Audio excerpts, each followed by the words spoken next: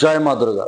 যদি আপনি দেখেন যে কোনো একটি বিশেষ শত্রু দ্বারা আপনি ভীষণভাবে অতিষ্ঠ হয়ে উঠেছেন, ভীষণ অত্যাচারিত হচ্ছেন, তবে তাকে নিপাত করার একটা বিশেষ টোটকা আপনাদেরকে দিচ্ছি। মনে রাখবেন এই টোটকা দ্বারাই সেই শত্রু মারা যাবে না বা শত্রু কোনো ক্ষতি হবে না। জাস্ট শত্রু আপনার জীবন থেকে চলে যাবে এবং অন্যত্র চলে যাবে।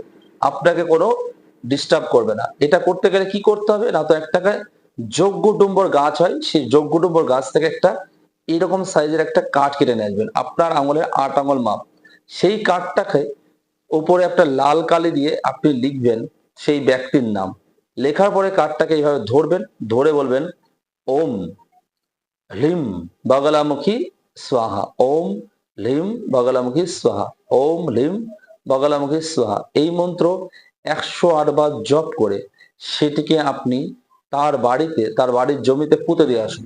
তার চেহারা মনে মনে ভেবে পুঁতে দিয়ে আসুন, তাহলে দেখবেন সেই ব্যক্তি আপনার জীবন থেকে অনেক দূরে চলে যাবে।